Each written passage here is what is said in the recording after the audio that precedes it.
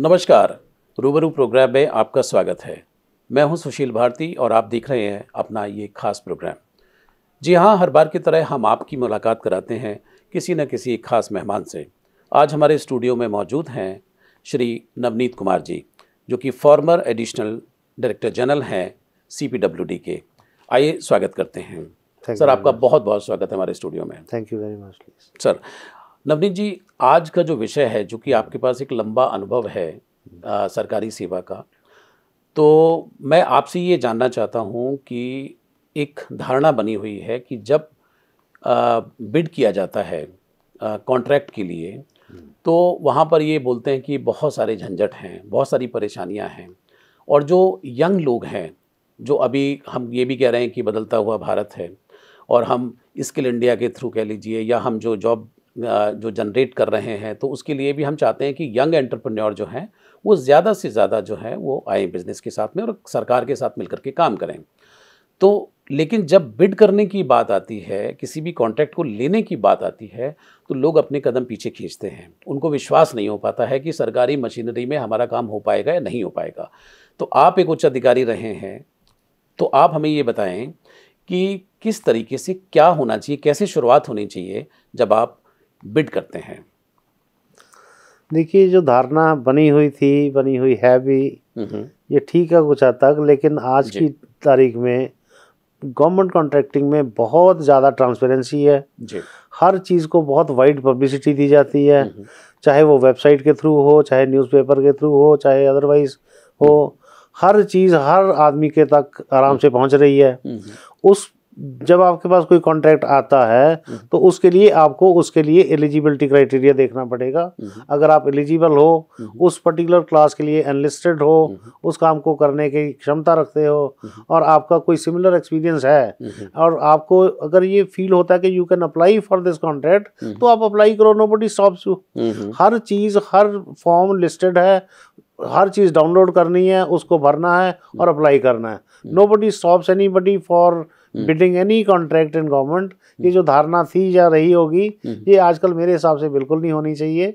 और we rather invite entrepreneurs, new entrepreneurs to come forward and do the job. They should work for the government. यही हमारी government की policy है, यही हमारे प्राइम मिनिस्टर की पॉलिसी है कि जितने नए स्टार्टअप हैं वो सारे आएँ इस लाइन में, काम करें। दे शुड गेट अपॉर्चुनिटीज़, काम करके अपना भविष्य बनाएं। जी नवनीत जी, मेरा जो आपसे अगला सवाल है वो ये है कि जो यंग एंटरप्रेन्योर हैं, सरकार भी उनके अंदर क्या क्वालिटी देखती है, कि उनके अंदर क्या खास बात होनी चाहिए कि वो उनको कॉन्ट्रैक्ट दें? क्या ऐसी चीज़ें हैं कि जो उनसे अपेक्षा की जाती हैं? देखो, गवर्नमेंट सिस्टम में तो ये होता है कि भी आपके पास कोई सिमिलर एक्सपीरियंस हो जो एंटरप्रेन्योर्स के पास नहीं होता। बट यंग एंटरप्रेन्योर्स के पास जो होता है वो पुराने लोगों के पास नहीं होता। जो एस्टैब्लिश्ड फर्म्स हैं, बड़े बड़े लोग हैं, वो लोग ये होता है कि भी कम रेट पे काम ले सकते हैं, उनके पास फाइनेंशियल कैपेबिलिटीज़ बहुत होती है। इनके थोड़ी फाइनेंशियल कैपेबिलिटी में भी प्रॉब्लम होती है। लेकिन यंग एंटरप्रेन्योर्स को बहुत ज़्यादा इंकरेज किया जाता है। कोई भी आदमी, मान लो कोई ग्रेजुएशन करी है किसी ने, सिविल में, इलेक्ट्रिकल में, मैकेनिकल में, वी वांट कि इस तरह के लोग आएँ, नई नई चीज़ें आएँ, नई सोच आए सरकार में। पुरानी सोच को डिस्कार्ड कर रहे हैं हम भी। नए लोग नए तरीके से आए, तो for that matter government is open to all of them. Okay sir, एक और सवाल है कि what are the requirement for government contracting. ये एक बड़ा सवाल है कि क्या रिक्वायरमेंट होनी चाहिए। ठीक है, वो तो आप समझ में आ गए कि आप उसके लिए एलिजिबल हो, लेकिन फिर भी कुछ ऐसी चीज़ें हैं कि आपका फाइनेंशियल जो है स्ट्रॉन्ग देखा जाएगा, या कहाँ है आप, बेस्ड कहाँ है, काफ़ी सारी चीज़ें मैटर करते होंगे शायद। देखो, गवर्नमेंट कॉन्ट्रैक्ट के लिए 3-4 चीज़ें पहले मेन देखते हैं जी। कि आप वेदर यू आर एलिजिबल और enlisted for that type of work और नॉट। सर, आप जब इनलिस्टेड की बात करते हैं तो ये क्या बात है? इनलिस्टेड के लिए क्या होना जरूरी है? एनलिस्टमेंट के लिए एक डिफरेंट फाइनेंशियल टारगेट्स के हिसाब से एनलिस्टमेंट होती है। उसमें क्लास है, क्लास 4, 5, 3, 2, 1, 1A, 1A, इस तरह की गवर्नमेंट में क्लासेस हैं। आपको उसमें एनलिस्ट कराना है depending upon your financial capability, depending upon your कि आपकी नॉलेज कितनी है और आपकी क्वालिफिकेशन क्या है। इसमें जितने यंग एंटरप्रेन्योर्स हैं, जितने यंग ग्रेजुएट्स हैं, ग्रेजुएट्स इन इंजीनियरिंग, पोस्ट ग्रेजुएट्स, उनको बहुत बढ़ावा दिया जाता है, उनको डायरेक्ट एंट्री दी जाती है हायर क्लासेस ऑफ कॉन्ट्रैक्टिंग में भी। तो जब ये लोग आते हैं, इनकी प्रॉब्लम ये आ जाती है कि इनके पास ITR होनी चाहिए, इनकी फाइनेंशियल कैपेबिलिटी इतनी होनी चाहिए कि उस लेवल तक के कॉन्ट्रैक्ट को ये अप्लाई कर सकें। मान लो 100 रुपये का काम है तो उसके लिए मान लो 80 रुपये का एक काम इनको किया होना चाहिए, 60 रुपये के 2 किए होने चाहिए, 40 रुपये के 3 किए होने चाहिए, जो इनके पास कई बार नहीं भी होता। बट एज एन कॉन्ट्रैक्टिंग अफसर वी ऑलवेज एनकरेज कि अगर नहीं भी है तो तू आ जा यार, काम शुरू तो कर, बिकॉज कहीं से तो शुरू करना ही है। तो to start with we encourage young entrepreneurs, particularly qualified people who are ready to work in government, we always entertain these people। बिल्कुल सर, ये तो बात रही कि जो आपने कहा कि भाई तू आजा और काम शुरू तो कर, कहीं तो करेंगे, तो ये तो एक ह्यूमैनिटेरियन अप्रोच हो गया। लेकिन कई बार ऐसा होता है कि आप जैसा अफसर नहीं होता, कई बार इस तरह के भी अफसर होते हैं कि वो कहते हैं कि नहीं भाई आप इस कैटेगरी में आएंगे, आपका अगर इतने करोड़ का टर्नओवर है तब तो हम आपको दे सकते हैं, लेकिन वो और सारी चीज़ें क्वालिफाई कर रहा है, तो उसको ऐसा क्या करना चाहिए? क्या किसी के साथ कोलैबोरेट करके बिड करना चाहिए या क्या करना चाहिए उस समय पे? देखो, नॉर्मली ये चीज़ अलाउड नहीं होती, किसी के साथ कोलैबोरेट करके अलाउड नहीं होते। सब कॉन्ट्रैक्टर भी ऑफिशियली अलाउड नहीं होती कि कोई बड़ा आदमी काम लेके आपको सब कॉन्ट्रैक्ट कर दे, इस तरह का भी नहीं होता। टू स्टार्ट विद आप शुरू तो करिए। मान लो कोई आदमी 50 करोड़ तक के लिए एलिजिबल है 50 करोड़ के जब वो 2 काम कर लेगा तो ऑटोमेटिकली 70-80 करोड़ में पहुंच जाएगा, फिर उसका एक काम करेगा तो 100 करोड़ तक पहुंच जाएगा। देखो, ये तो स्टेपिंग स्टोन्स हैं, धीरे धीरे ही सीढ़ी चढ़नी पड़ती है, एकदम तो आप बहुत बड़ा काम नहीं ले सकते। ये कंस्ट्रेंट है गवर्नमेंट में, लेकिन उसको एनकरेज करते हैं हम कि आप आइए, करिए तो सही, शुरू तो करो एक बार। उसके लिए we always encourage young entrepreneurs. जी बिल्कुल सर। एक तीसरा सवाल ये मुझे पूछना है आपसे कि how does the government procurement process works, कि कैसे मतलब ये कैसे मतलब काम करता है ये? देखो, कोई भी चीज़ जब कोई प्रोक्योर करना है या कोई कॉन्ट्रैक्ट करना है तो उसके लिए पहले एडवर्टीजमेंट्स आती हैं। उस एडवर्टीजमेंट में टर्म्स एंड कंडीशंस बहुत क्लियरली लिखी होती हैं। उस टर्म्स एंड कंडीशंस के हिसाब से if you feel you are eligible तो आप उसमें बिड करिए। तो बिड करोगे तो अगर आप लोएस्ट हो तो आपको काम मिलेगा। तो उसमें कोई बहुत ज़्यादा रॉकेट साइंस नहीं है। आपको पहले पुरानी चीज़ें स्टडी करनी पड़ेगी कि पहले इस चीज़ का कितना रेट गया होगा, जो नॉर्मली डिस्क्लोज नहीं करते। जो कॉन्ट्रैक्टिंग अफसर है, he is not suppose to disclose it before it, but आप अपने एक्सपीरियंस से, अपनी नॉलेज के हिसाब से आप बिड करिए, आपकी ITR भरिए, आपका जो बाकी जितनी सर्टिफिकेशंस हैं वो आपके पास होनी चाहिए, तो आप अप्लाई करिए और उसके साथ EMD आप लगाओ। अगर आप EMD लगा के कोई भी चीज़ अप्लाई करते हो और आप लोएस्ट हो तो आपको काम मिलेगा। उसके बाद फिर आगे बाकी चीज़ें चलती हैं। जी सर, जब आप बिड कर रहे हैं, कॉन्ट्रैक्ट लेने की कोशिश कर रहे हैं, तो गवर्नमेंट की जो बहुत सारे पेपर वर्क है आपको पूरा पढ़ना पड़ेगा। कई बार बहुत सारी चीज़ें नहीं समझ आती हैं, तो आप क्या सलाह देते हैं कि उस समय पे जब आप फॉर्म फिल कर रहे हैं या जहाँ पे भी जो रिक्वायरमेंटें दे रहे हैं तो आपको किस तरह की सावधानियाँ बरतनी चाहिए? देखो, उस समय देखो, एक तो प्री बिड कॉन्फ्रेंसेस होती हैं। पहले कोई भी बिडिंग से जब बिड होती है, नॉर्मली जो कॉन्ट्रैक्टिंग अफसर होता है वो प्री बिड कॉन्फ्रेंस करता है। उसमें यू रेज योर क्वेरीज, आपकी सारी क्वेरीज का जवाब दिया जाता है। अगर आपको इनिशियली फॉर्म भरने में भी कोई प्रॉब्लम आती है, you can always approach that government concerned office और उनको पूछ सकते हो कि भी मुझे ये इशू आ रहा है, तो they will solve your queries. ये ऐसा नहीं है कि नहीं होता, सब चीज़ों का सोल्यूशन होता है। ओनली थिंग इज कि आपको हिम्मत से काम करना है। इनिशियली प्रॉब्लम तो आएगी, जब आप पहला टेंडर भरोगे you may not sail through properly, may not sail through very conveniently, लेकिन जब आप धीरे धीरे करोगे तो आ जाएंगी चीज़ें और आपको हेल्प लेनी पड़ेगी तो आप किसी की भी हेल्प ले सकते हो। जो people already worked in government और जो प्रेजेंट गवर्नमेंट में काम कर रहे हैं, आप उनको जाके उस ऑफिस में जाके भी पूछ सकते हो, सारी चीज़ें ऐसे मिल जाती। बिल्कुल सर, ये कई बार ये भी होता है कि जब लोग शुरुआत में जब उनको दिक्कतें आती हैं इस तरह की, तो कई लोग जो हैं वो हाथ पैर उनके ढीले हो जाते हैं, वो बोलते हैं कि भाई हमारे बस की नहीं है। तो वहीं पे ही कुछ लोग जो हैं, जो मिडिल मैन जो हैं, तो वहाँ पे उनकी एंट्रीज होती हैं। तो आप क्या कहना चाहते हैं कि कितना फेथ रखें और क्या प्रोसीजर से वो गुजरें कि उसकी आवश्यकता ना पड़े? देखो, ऐसे कंसल्टिंग फर्म्स तो होती हैं बहुत ज़्यादा, और जब आपसे काम नहीं हो रहा तो you are bound to think in these terms. कहीं ना कहीं आप किसी को हेल्प लेने के लिए जाओगे किसी के पास, और वो कोई एक्सप्लॉइट भी करता है थोड़ा बहुत, it is a market trend तो है ही है इस तरह का। लेकिन प्रेफरेबली आई विश के भी आप जाके कंसर्न गवर्नमेंट ऑफिस में ही जाओ, तो that will be much better. उसमें जाना चाहिए आदमी को। कई बार सर ये भी होता है कि the behaviour of the government, I am sorry but these are the fact which is prevalent in the society, कि the behaviour of the government officials are not supporting. उनको लगता है कि यार मैं जाऊंगा तो मुझे मदद मिलेगी या नहीं मिलेगी, और कई बार जाते हैं तो बोलते हैं कि भाई कल आना, परसों आना, इस तरह से टाल मटोली भी होती है। तो ऐसी स्थिति में क्या करे कोई व्यक्ति? देखिए, ये जो आप कर रहे हो ये ठीक भी है, होता भी होगा जी, लेकिन आपको हिम्मत तो हारनी नहीं चाहिए। अगर आप हिम्मत हार गए तो गए आप काम से। आप हिम्मत करो, जाओ, आप सीनियर मोस्ट आदमी से मिलो, उससे सीनियर से मिलो, उससे सीनियर से मिलो। आई थिंक आपकी प्रॉब्लम कहीं ना कहीं तो एड्रेस हो जाएगी। ये तो नहीं है कि आपकी प्रॉब्लम कहीं भी एड्रेस नहीं होगी। If you have really have a genuine problem and genuinely you go to address your issues will be addressed by any government agency. People are very cooperative. आजकल डायरेक्शंस बहुत ज़्यादा हैं। पंजाब में तो चीफ मिनिस्टर कहता है कि आप घर सरकारी दफ्तर घर जाके काम करेंगे। तो इट इज़ नॉट दैट कि वो पुराने टाइम थे, उस समय बदल गया। उस समय लोग बहुत ज़्यादा अथॉरिटेटिव होते थे। आजकल ऐसा नहीं है। People are train to be cooperative with entrepreneurs. ऐसा कुछ नहीं है। जी बिल्कुल। ये तो रही बात जो हमने प्रोक्योरमेंट प्रोसेस वर्क की बात की। What are the regulations for government contracts? क्या रेगुलेशंस हैं? देखो, किसी भी कॉन्ट्रैक्ट के लिए उसकी टर्म्स एंड कंडीशंस होती हैं। कॉन्ट्रैक्ट में हर चीज़ लिखी होती है, हर चीज़ इज़ वेल डिफाइंड।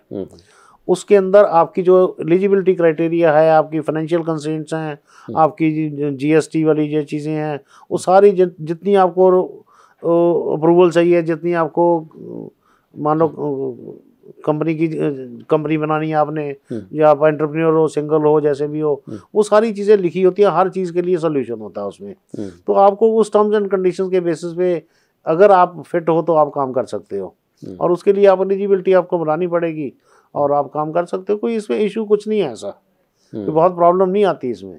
कर सकता है आदमी काम, व्यक्ति कर सकता है, कर सकता है, कोई दिक्कत नहीं है, कोई बड़ी इशू नहीं है, कोई भी इशू नहीं है। बट बशर्ते कि यह है कि जो भी आप भर रहे हैं उसको ध्यान से पढ़ें और ध्यान से, वो बहुत ज़रूरी है। कंडीशंस ऑफ कॉन्ट्रैक्ट आपको देखनी पड़ेगी, टर्म्स एंड कंडीशंस आपको बहुत सीरियसली पढ़नी पड़ेगी। उस हिसाब से डॉक्यूमेंटेशन आपकी बहुत प्रॉपर हो, तभी आप आगे चल सकते हो। सर एक बार एक चीज़ और भी आती है कि जब आप ऑनलाइन किसी भी चीज़ को भरते हैं तो वहाँ पर अक्सर ये देखा जाता है कि आपने कोई चीज़ की और आप भरते चले गए और उसमें ये अपलोड करिए, उसके बाद उसका साइज़ छोटा होना चाहिए, ये पेपर अपलोड करिए, इतने जीबी का होना चाहिए, इतने केबी का होना चाहिए, और करते करते पता चला कि लास्ट में गए और पता लगा वेबसाइट नहीं काम कर रही है। तो इस तरह की भी चीज़ें आती हैं बीच बीच में। तो आपको क्या लगता है कि यहाँ भी हिम्मत नहीं हारनी चाहिए? नहीं, ये इनवेरिएबली होती हैं। जो आप कह रहे हो बिल्कुल बिल्कुल सच है। ये आदमी चलता है, बिकॉज जिस आदमी ने आगे इस चीज़ों को एवेल्यूएट करना है ना, उसके पास उन चीज़ों के उन स्टैंडर्ड बनाए हुए हैं कि ये इस साइज़ में होगा तभी वो देख पाएगा। मतलब उसे सारी चीज़ें सेट करी हुई हैं, उस हिसाब से पूरा एवेल्यूएशन करता है।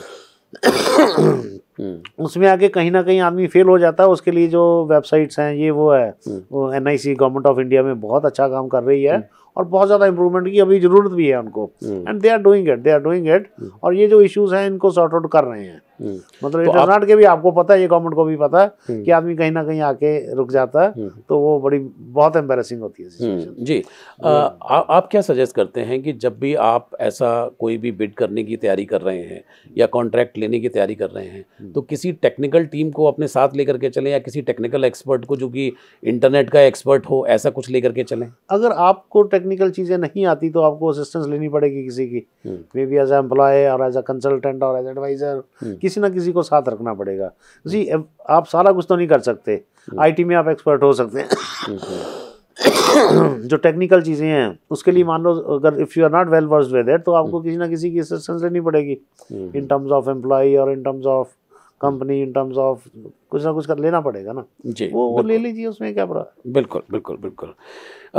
Sir, how to write a winning proposal for a government contract? अब ये भी एक बहुत बड़ा सवाल है कि भाई विनिंग प्रपोजल कैसे देखिए हमें ही मिले, तो ये इसका क्या फॉर्मूला हो सकता है, कोई समीकरण है? आपकी जो डॉक्यूमेंटेशन है वो बहुत प्रॉपर होनी चाहिए जी। Majority of the people they lose on documentation. EMD आपकी ठीक भरी होनी चाहिए, आपके जो पेपर्स हैं सारे इन ऑर्डर चाहिए। आपको यू हैव टू एंश्योर कि आप पूरे तरह से एलिजिबल हो इस काम के लिए, और आपको ये भी प्रूव करना है कि आप ही सबसे ज़्यादा एलिजिबल हो, तभी काम मिलेगा ना। फिर जो आप प्रोक्योरमेंट में जा रहे हो या बिडिंग में जा रहे हो, अगर आप लोएस्ट हो तभी आपको काम मिलेगा। गवर्नमेंट की बड़ी गाइडलाइंस हैं कि कैसे कैसे हर तरह के कॉन्ट्रैक्ट कैसे देने हैं। मिनिस्ट्री ऑफ होम अफेयर्स की सारी गाइडलाइंस हैं। मिनिस्ट्री ऑफ फाइनेंस ने सारा कुछ बनाया हुआ है, किस तरह का कॉन्ट्रैक्ट कैसे अवार्ड होता है, क्या सिस्टम होता है, उसी सिस्टम से आपको जाना पड़ेगा। और if you are the best then you will get it, there is no problem. If you are not the best then you are not the best, तो obviously then we will be on the losing end. जी बिल्कुल। Are there set asides और opportunity for small businesses in government contracts? I think anybody can apply for small businesses. Businesses means, you see, if you are even a small supplier of anything, you can. There is a GEM portal in government. On GEM portal, you can even sell a pencil.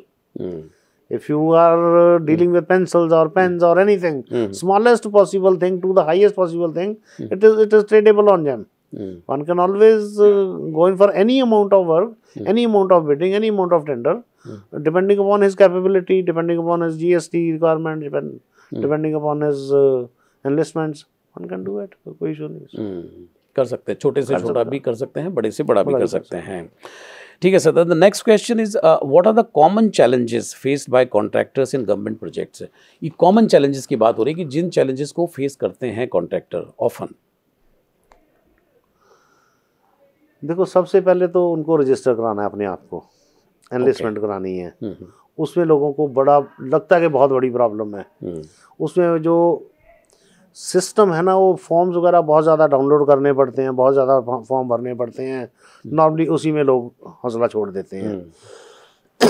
उसके बाद आपके पास सारा काम एक number में होना चाहिए। जितना फाइनेंशियल ट्रांजैक्शंस हैं, अगर आप 100 रुपये का भी काम करना चाहते हो तो आपके पास उतने पैसे एक नंबर में चाहिए, जो majority of the people they don't have it. नए लोग नहीं होते। आपको अपनी फाइनेंशियल कैपेबिलिटी बनानी पड़ेगी, अपनी आपको दिखाना पड़ेगा कि भी आप कैपेबल हो, फाइनेंशियली कैपेबल हो, और आपके पास हर तरह की जो भी गवर्नमेंट रेगुलेशंस के हिसाब से चीज़ें चाहिए वो सारी आपके पास हैं। सपोजिंग आपको किसी तरह का लाइसेंस चाहिए, किसी तरह का कुछ भी चाहिए, वो सारी चीज़ें होंगी तभी आप एलिजिबल हो, और आप अप्लाई करोगे तो कोई प्रॉब्लम नहीं है। गवर्नमेंट सिस्टम में ये धारणा बहुत बनी हुई है कि भी बड़े इश्यूज हैं, बड़े हर्डल्स हैं। ऐसा कुछ नहीं है। If you are really serious and you want to do it, मेरे हिसाब से कोई बहुत बड़ा इशू नहीं है। हर्डल्स तो हर काम में ही होती है। देखो, कोई भी काम सिंपल तो है ही नहीं। आप बिजनेस करना चाहते हो, इट इज़ नॉट कि बिजनेस, आप बिजनेस करना चाहते हो तो गवर्नमेंट को भी तो बिजनेसमैन चाहिए ना। दोनों तरफ से ही जरूरत है, तभी काम होता है। तो आप बिजनेस करना चाहते हो तो कर सकते हो, मेरे हिसाब से कोई इशू नहीं होना चाहिए। सर एक सवाल और, हर्डल्स हैं छोटे मोटे, वो तो क्रॉस करने पड़ेंगे। जी, एक सवाल और खड़ा होता है कि सर मान लीजिए कि 24 साल का नौजवान है, वो अपनी कंपनी खड़ा करना चाहता है, वो सरकार के साथ काम करना चाहता है, अभी उसने काम अपना शुरू ही किया है, तो अब ऐसे में तो फाइनेंशियल उसका बैकअप होना और वो सब जो होना है वो तो बड़ा वो नहीं हो सकता। उसके लिए भी प्रावधान रखे हुए हैं कि उसको सीधी एंट्री दे देते हैं क्लास 4 में। मान लो CPWD स्टैंडर्ड में उसको क्लास 4 कॉन्ट्रैक्टर बना देते हैं।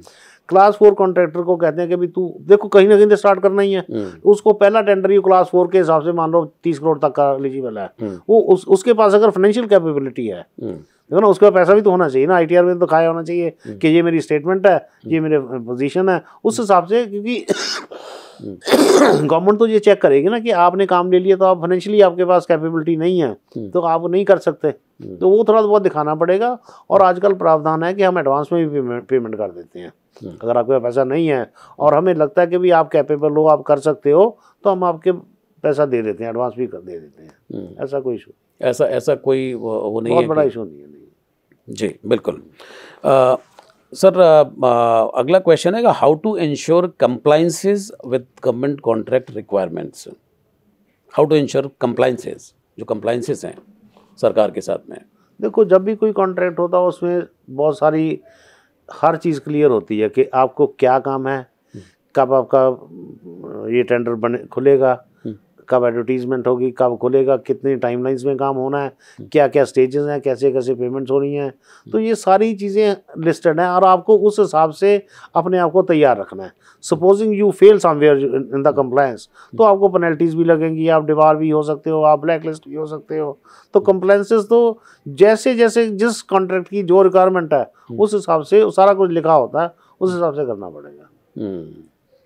उसमें नहीं हिल चाहे टाइमलाइंस हैं, चाहे फिजिकल टारगेट्स हैं, फाइनेंशियल टारगेट्स हैं, सारा कुछ उस हिसाब से करना पड़ेगा। ओके अब थोड़ी रिसोर्सेज की बात कर ली जाए कि व्हाट रिसोर्सेज और support are available for government contractors. उसमें देखो, मैंने आपको पहले भी कहा कि उसमें प्रावधान है कि हम एडवांस भी दे सकते हैं, सिक्योर्ड एडवांस भी देते हैं उनको अगर चाहिए होता किसी को। तो depending upon their previous experience हम उनको उस चीज़ का भी बहुत बेनिफिट दे देते हैं कि इस आदमी ने इस तरह का काम किया हुआ है, इसको ये काम देने में, उसको पहले तो काम देने में हेल्प करते हैं, फिर उसको उस काम करने के लिए जो जो चाहिए, मशीनरी चाहिए, मशीनरी इंपोर्ट करनी है, कुछ चीज़ें बाहर से लानी है, जो उस तरह के भी सपोर्ट चाहिए उसको, जो उसको टेक्निकल सपोर्ट चाहिए वो भी सारी हम गवर्नमेंट से देते हैं उनको। तो हर तरह की चीज़ें उपलब्ध कराई जाती हैं। हर चीज़ का प्रावधान है, कॉन्ट्रैक्ट में प्रावधान होता है और हर चीज़ मिलती भी है, लेकिन लोगों में विश्वास होना चाहिए, लोगों में ट्रस्ट होना चाहिए और उस दिशा में लोगों को आगे बढ़ना चाहिए। लोग ही नहीं आगे बढ़ पाते तो क्या करें हम। सर, कोई ऐसा पोर्टल भी है कि जहाँ पे लोग अपनी क्वेरीज लिखें और उनका आंसर जो है प्रॉम्प्टली उनको मिल जाए? कोई ऐसी विंडो ऐसी बनी हुई है, ऐसी कोई जैसे कस्टमर केयर है या उस तरह का कुछ ऐसा बना हुआ है? क्या सरकार ने ऐसी कोई सुविधा दी है? देखो, वो तो हर डिपार्टमेंट का अपना अपना है। आप अगर कोई कॉन्ट्रैक्ट लेते हो and you have any query, you raise a query, within no time you get the answer. ये बहुत प्रॉम्प्टली आजकल हर चीज़ रिप्लाई करी जाती है। ये नहीं कि आपने किसी को कोई मेल कर दिया, आपने मान लो आपको किसी डिवीज़न का कोई आपका कॉन्ट्रैक्ट है, आपने उसको कोई क्वेरी मेल करी, immediately you will get a reply, immediately. अगर आपको एक दिन में रिप्लाई ना करे तो हो ही नहीं सकता ऐसा। ये दिमाग में जो लोगों में थी ना कि भी कोई पूछता नहीं है, कोई बताएगा नहीं, कुछ ये नहीं, वो टाइम चला गया। बहुत ट्रांसपेरेंसी है गवर्नमेंट में, बहुत ज़्यादा क्लैरिटी है गवर्नमेंट में, और गवर्नमेंट बहुत रिस्पेक्ट करती है। ये वो नहीं कि भी बिजनेसमैन है तो कोई थर्ड क्लास आदमी है, हर आदमी को उतनी रिस्पेक्ट है जितनी दूसरे की है। ऐसा कुछ नहीं है आजकल। नवनीत जी, एक सवाल और भी कि जैसे अभी पूरा प्रयास है कि विकसित भारत को बनाने का प्रयास है, तो इसमें नए जो यंग एंटरप्रेन्योर हैं वो भी कुछ नई नई टेक्नोलॉजीज, उसके अंदर कुछ इनोवेशन, कुछ ऐसी खोजें, कुछ ऐसी डिस्कवरीज चल रही हैं जो सरकार के भी काम की हो सकती हैं। तो इस तरह की टेक्नोलॉजी को लेकर के भी अगर यंग एंटरप्रेन्योर सरकार से जुड़ते हैं या उनको अप्रोच करते हैं, तो सरकार का रवैया क्या होता है? क्या उनको अलग से कोई ऐसा बिड करके कुछ ऐसे उनको उनके प्रोत्साहन के लिए, उनके आगे बढ़ावा के लिए कुछ सरकार करती है क्या? देखो, आजकल तो स्टार्टअप्स के लिए तो गवर्नमेंट के स्पेशली प्रावधान रखे हुए हैं। जितने नए स्टार्टअप्स हैं उनको बुलाती है, उनके आइडियाज़ लेती है और उनके ऊपर उनको इतना प्रोत्साहन दिया जाता है, फिजिकली भी, फाइनेंशियली भी। और as far as CPWD is concern, यहाँ तो हमने एक पूरा डिपार्टमेंट खोल रखा है न्यू कंस्ट्रक्शन टेक्निक्स के ऊपर। ओके।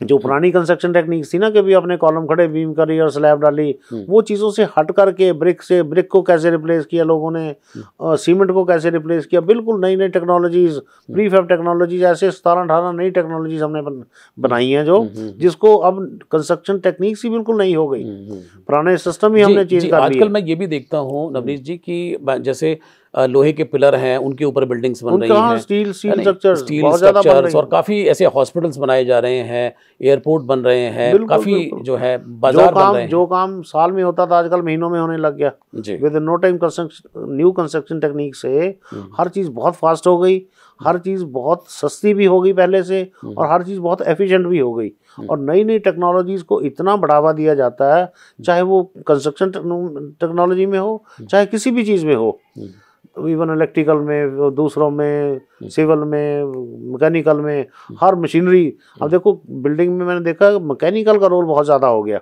मैकेनिकल की जितनी मशीनरी है, नई नई मशीनरी आ रही हैं, रोड कंस्ट्रक्शन इतनी फास्ट हुई हमारे कंट्री में, है ना, हर चीज़, बिल्डिंग वर्क इतना फास्ट हो गया।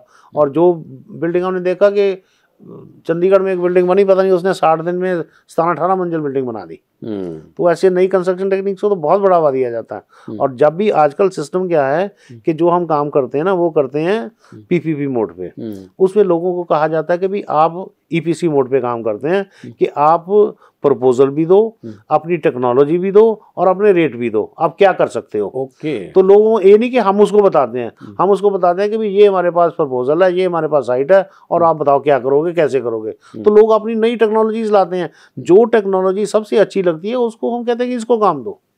जो आदमी कहता है कि भाई मैं आपका काम कम टाइम में कर दूंगा, कम पैसे में कर दूंगा और इतना ज़्यादा कर दूंगा, सो ही इज ऑलवेज एनकरेज्ड। नई टेक्निक्स हो तो हर जगह एनकरेजमेंट दिया जाती है, चाहे वो बिल्डिंग हो, चाहे वो प्रोक्योरमेंट हो, चाहे कोई भी छोटी छोटी भी चीज़ हो, उसमें बहुत ज़्यादा गवर्नमेंट की तो ये पॉलिसी है आजकल। सर एक सवाल और भी जहन में है कि कॉन्ट्रैक्ट उसको दे दिया गया कॉन्ट्रैक्टर को, लेकिन कई बार ये होता है कि कॉन्ट्रैक्टर फेल हो जाता है। अब उसकी बहुत सारी वजह हो सकती है, वो उसकी इंटरनल अपनी भी वजह हो सकती है और डिपार्टमेंट से भी कुछ उसकी हो सकता है कि कोई अनबन हो गई हो या डिपार्टमेंटल वजह भी हो सकती है। आपका इतना लंबा अनुभव है, आपको क्या लगता है कि इन दोनों प्रोसेसेस में कहाँ कॉन्ट्रैक्टर फेल होता है? देखो, फेलियर के कई रीजंस हैं। नंबर 1 है इसके गवर्नमेंट की तरफ से फेल हो सकता है आदमी। गवर्नमेंट भी उसको जो डिजायर्ड टाइम पे काम शुरू नहीं करवा पा रही बिकॉज ऑफ सर्टेन रीजंस। मान लो कोई बिल्डिंग भी बनानी है तो आपके पास अप्रूवल्स नहीं आई अभी तक, एनवायरमेंटल क्लियरेंस नहीं आई, फॉरेस्ट क्लियरेंस नहीं आई, तो आप वो काम शुरू नहीं कर सकता, तो आप delay is on because of the government. मान लो उसने काम शुरू कर दिया, जब काम शुरू हो गया उसके बाद उसके पास फाइनेंशियल क्रंच आ गया, तब भी डिले हो सकती है। तो गवर्नमेंट फिर उसमें उसकी हेल्प करती है to come out of that financial crunch. कई बार क्या होता है, सिचुएशंस ऐसी होती है, मैन पावर खत्म हो जाती है, लोग चले जाते हैं, कोई नेचुरल कैलामिटीज हो जाती हैं, बहुत से रीजंस हैं जिनके कारण कई बार कॉन्ट्रैक्ट टाइमली और फिजिकली टाइमली एग्जीक्यूट नहीं हो पाता। उस सिचुएशन में फिर देखा जाता है, फिर आर्बिट्रेशन होती है, देखा जाता है कि इसको कैसे सॉर्ट आउट किया जाए। कई बार क्लासेस ऐसे बनती हैं कि कॉन्ट्रैक्टर को फायदा होता है, कई बार क्या होता है कि कॉन्ट्रैक्टर को नुकसान भी हो जाता है, उसको पेनलाइज भी किया जाता है, कई बार डिबार भी करना पड़ता है। और अगर कोई कॉन्ट्रैक्टर ज़्यादा गलती करे तो फिर ब्लैक लिस्टिंग तक भी बात चली जाती है। ओके, तो दोनों तरफ से ही होता है। किन केसेस में हम ये कहते हैं कि डिबार का तो समझ में आता है कि चलिए एक बार के लिए कर दिया तो दोबारा फिर कर सकता, बट ब्लैकलिस्ट होना अपने आप में एक बहुत बड़ी बात है। तो कि कौन से कॉन्ट्रैक्टर होते हैं जिनको ब्लैकलिस्ट किया जाता है? ब्लैकलिस्ट जो आदमी कोई काम लेके उस चीज़ का एडवांटेज उठाता रहे, भी काम की करना नहीं और पैसे लेते रहूँगा मैं। ओके। जो बिल्कुल ही आदमी काम ना करे, कोई टर्म्स एंड कंडीशंस को फॉलो ना करे, उसको फिर नोटिस दिया जाता है। उसको नोटिस देती है गवर्नमेंट के भी ये काम तुम्हें ये करना था, ये सारी फैसिलिटीज़ हैं तुम्हारे पास, इस काम को करो। वो आदमी फिर नहीं करता, फिर कोई ना कोई बहाने मारता है। तो ये चलता रहता प्रोसेस। जब देखते हैं गवर्नमेंट के भी ये बिल्कुल ही नहीं आदमी कहीं किसी तरह से भी नहीं मानने को तैयार, फिर जो जिसने उसको एनलिस्ट किया जाता है उसको फिर वो रिकमेंड कर देते हैं कि यार इसको ब्लैकलिस्ट करो। एंड वंस ब्लैकलिस्टेड फिर वो कहीं किसी के लिए भी काम करने लायक नहीं रहता। जी बिल्कुल। सर आपसे बातचीत करके ये महसूस हो रहा है कि आपके पास अगर अच्छा इंटेंट है, आपके पास अगर नीयत अच्छी है और आपके पास रिसोर्सेज हैं, आप काम करना जानते हैं, तो आपको कहीं भी सरकार के साथ काम करने में दिक्कत नहीं आएगी, है नहीं? और अगर आप कहीं भी गड़बड़ करते हैं, कुछ करते हैं, तो आप डिबार हो सकते हैं या ब्लैकलिस्ट भी हो सकते हैं। आपको कॉन्ट्रैक्ट मिल गया, आप लकी हैं, और उसके बाद जो गवर्नमेंट ऑफिशियल्स हैं उनके साथ अब आपका मिलना जुलना भी है, आप उनसे सलाह भी ले रहे हैं, उनको बता भी रहे हैं, आप मेल से इन्फॉर्म कर रहे हैं या अपने प्रोजेक्ट या डेमो जा करके दिखा रहे हैं, तो एक रिलेशनशिप भी बिल्डअप होती होगी। तो उस रिलेशनशिप को एज ए यंग एंटरप्रेन्योर आपको किन बातों का ध्यान रखना चाहिए कि मतलब वो कॉर्डियल रिलेशन आपका बना रहे? देखिए, as far as relation is concerned, वो तो अच्छा होगा तभी काम चलता है। जब आपको कोई काम मिल गया तो आपकी फिजिकल एंड पीरियडिकली आपकी इंस्पेक्शंस होंगी, आपकी चीज़ें मॉनिटर होंगी और आपकी पेमेंट्स भी उसी हिसाब से होंगी। और रिलेशनशिप अच्छा होना तो बहुत ही ज़रूरी है, क्योंकि जब आप कोई काम करोगे तो आप अप्रोच करोगे कि जी ये अपने फिजिकल टारगेट दिखाओगे, आप फाइनेंशियल टारगेट भी दिखाओगे, आप अपना फेस भी लेके जाओगे, उनसे बात करोगे, वो भी आपसे कुछ बात करेंगे, उनकी भी क्वारीज होंगी, आपकी रेगुलर मीटिंग्स होंगी, रेगुलर आपका क्वेश्चन आंसर्स होंगे, आपको सारी चीज़ें करनी पड़ेगी।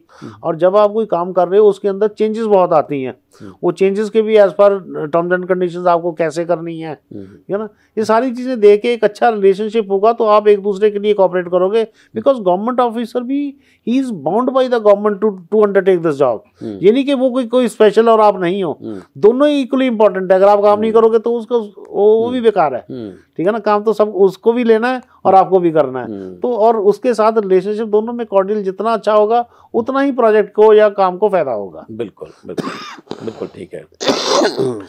सर जैसे कि गवर्नमेंट के डिपार्टमेंट भी बहुत सारे हैं, तो क्या जो रिक्वायरमेंट है जो बिड की या कॉन्ट्रैक्ट लेने की जो वो एक जैसी रहती है या कुछ थोड़े बहुत अलग अलग उसके अंदर कुछ तब्दीलियां होती रहती हैं? देखो डिपार्टमेंट टू डिपार्टमेंट थोड़ी बहुत वेरिफिकेशंस होती हैं, लेकिन फंडामेंटल प्रिंसिपल्स हैं जो कॉन्ट्रैक्टिंग के वो तो सेम है। तो मिनिस्ट्री ऑफ फाइनेंस की गाइडलाइंस है किस तरह का कॉन्ट्रैक्ट कैसे देना है। Prima facie, every organization, whether it is government sector or private sector or undertaking, they have to follow that. Basic principle वही follow करते हैं, और कोर्ट में भी जाओगे तो बेसिक प्रिंसिपल्स के ऊपर ही जाता है आदमी, वो कोई चेंज नहीं कर सकता। वेरिएशंस होती हैं, रीजन वाइज हो सकती है, जॉब वाइज हो सकती है, किसी के किस तरह का काम है उस वाइज थोड़ी बहुत चेंजेस हो सकती हैं, but fundamentally principles are the same. Okay, more और लेस मतलब सेम है। जी जी नवनीत जी, आपने इतनी महत्वपूर्ण जानकारी हमारे दर्शकों को दी है, आपका बहुत बहुत शुक्रिया। क्योंकि हमें तो लग रहा था कि जो गवर्नमेंट के साथ काम करना जो है वो अपने आप में बहुत बड़ा एक महायज्ञ जैसा है, तो आपने बहुत ही सिंप्लीफाई करके चीज़ों को बताया कि भाई आप बहुत आसानी से चीज़ों को कर सकते हैं। आपका बहुत बहुत शुक्रिया, बहुत बहुत धन्यवाद। थैंक यू वेरी मच, धन्यवाद। तो दर्शकों, ये थे हमारे साथ former additional director general CPWD Navneet Kumar ji, जिन्होंने हमें बताया कि किस तरीके से सरकार के साथ काम करना बेहद आसान है, बशर्ते कि आप उनकी जो रिक्वायरमेंट हैं उनको समय से और अच्छे तरीके से पढ़ करके उनको आप जमा करें, जिससे कि आपको कॉन्ट्रैक्ट लेने में कोई भी मुश्किल ना हो। ये बदलते हुए भारत की तस्वीर है और आप भी इसमें आगे आ सकते हैं, और स्पेशली जो यंग एंटरप्रेन्योर हैं उनके लिए एक सुनहरा मौका हो सकता है।